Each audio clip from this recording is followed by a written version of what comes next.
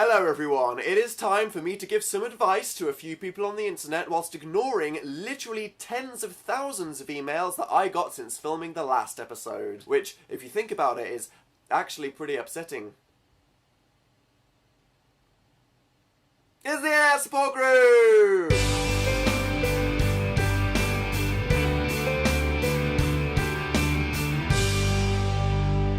So I'm trying something different this time. Instead of attempting to completely abstain from drinking and then inevitably losing it when I get a ridiculous question, this time I am accepting it from the start and spreading the drinking throughout the video by taking a shot with every question. Alright, let's do this. Roma26 from Poland. Yo, DJ Howell. We are not going to let this be a thing, okay? Since Pokemon Go came out, I've actually ruined my life by going outside all day every day. My houseplants are dead, my possessions are covered in dust, and my nearest gym is a gay bar, which is giving my boyfriend the wrong idea. Should I go back to living on the internet? Interesting. I mean, try getting less fresh air and exercise, I guess. Pokemon, what have you done to the world? We all knew our place. Here we go. Okay, I wasn't prepared for that. It was nasty as heck, but I am sticking with this idea. Samuel 11, USA. Hi Dan, I have a really old dog that we got just last year. I love him with all my heart, but I know that someday, probably soon, he will die. I need advice on how to get over his death. Shit. P.S. I love your videos. Oh god, sad animal stories, my weakness. Alright.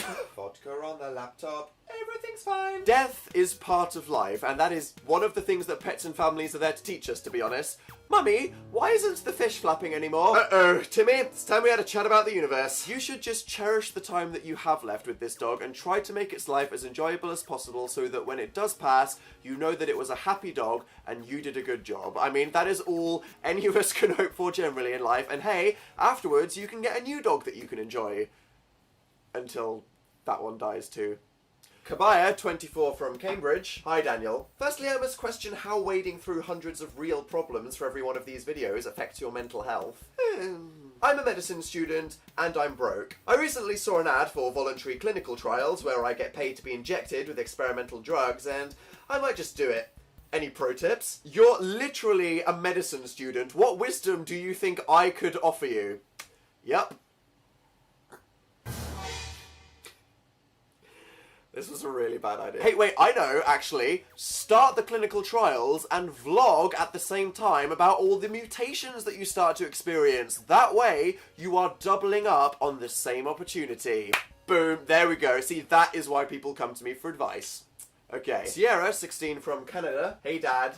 I've realised that I'm asexual AF, but discovered there's so much hate and asexuality is often considered invalid. Straight people consider us too queer, but then LGBTQ people consider us not queer enough. Once again, I'm a lost sock in the dryer of life trying to find a place where I belong. What do you think I should do? Now that was a great metaphor, Sierra. Here's to you.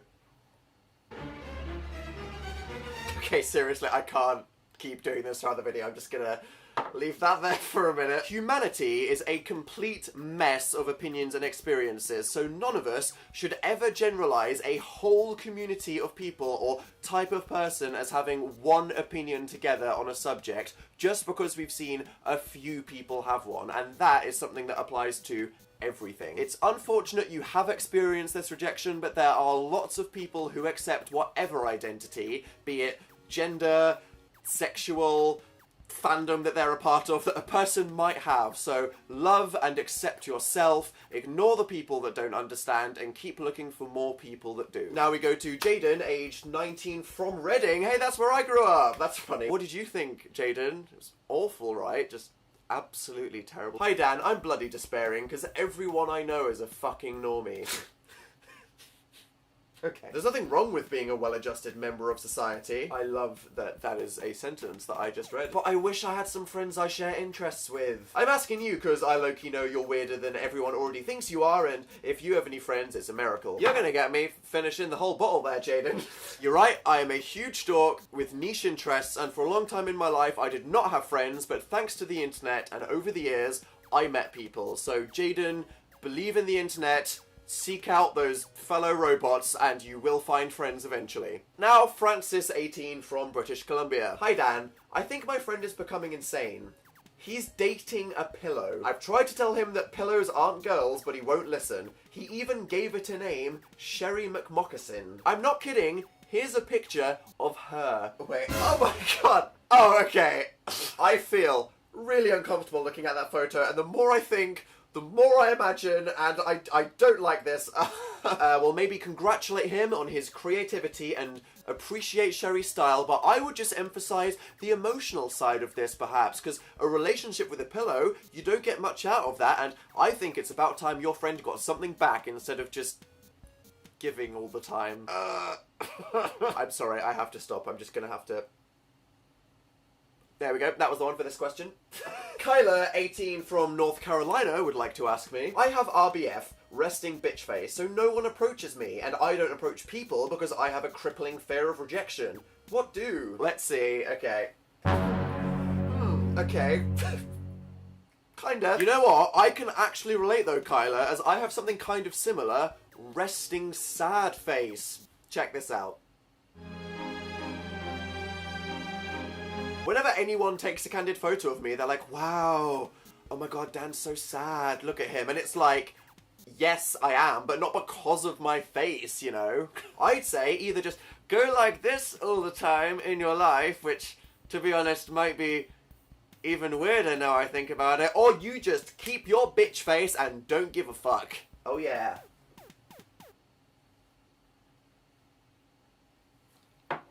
And next we go to Sabrina, who is 16, so might be a witch, just putting that out there, from Sydney, Australia. Hey Dan, how do I shield myself from the increasing number of porn blogs following my Tumblr, which contains no such not safe for work? An ancient mystery, but I am sure you will be able to crack it. Thanks, boo. Sabrina, the 5 pillars of Tumblr are aesthetics, fandoms, social justice, memes, and porn. You just have to accept that for as long as you want to be on that website, 1/5 of the people following you are going to have boobs in their icon. It is what makes it a magical place. Keegan, 13, from specifically Cedar Rapids, Iowa, USA. That's good. Do you want to throw in your street address while you're at it? Hey Dan, what kind of Doritos should I have? Love ya. Okay, sure, whatever. Flaming hot. It is the only acceptable choice. I do not care what you are shouting at me right now. I will break your legs. And now Catherine, 18, from the state of New York. So, I'm 18 years old and I've got an STD. Before everyone freaks, I've only been sexually active as of around 8 months ago and been with a whopping total of 2 guys. Still, I was diagnosed with HPV this summer and it's really hard not to be scared, embarrassed, and insecure over the whole thing. Well, there is nothing wrong with being sexually active, okay? So that is nothing to be embarrassed about. Good for you. But you did have unprotected sex and get an STD, so you will have to deal with some mild cringe from that, but as you said in your email, there is a cure, you will be fine. But I will say this right now, hormonal young people watching this YouTube video, use protection if and when you have sex. Okay, just think of me. When I do my next internet support group video, I do not want to be dealing with teen pregnancies and pictures of people's genital herpes, okay? So if anything, do it for Dan, okay? Hashtag rubber up for Dan. Right, I don't even feel like looking for a silly one to end on. I am going to quit while I'm ahead today. I'm going to flick this over here. The end. Wow, that was such a terrible idea. Okay, click subscribe if you want to see more of my internet support group videos in the future, and in case you're interested in what's generally happening in my life, I am about to go to Australia as me and Phil are performing the Australian leg of our stage show, The Amazing Tour Is Not On Fire. So if you watch my videos and you're from Australia, you want to come see us in real life, you can get tickets which are still available on danandphiltour.com, and in fact, we made a video over on Phil's channel together where we debated whether we'd survive the harsh conditions of living in Australia, so you can click over there to go see that, and I think I'm gonna go eat some bread and maybe throw up. Thank you. Goodbye.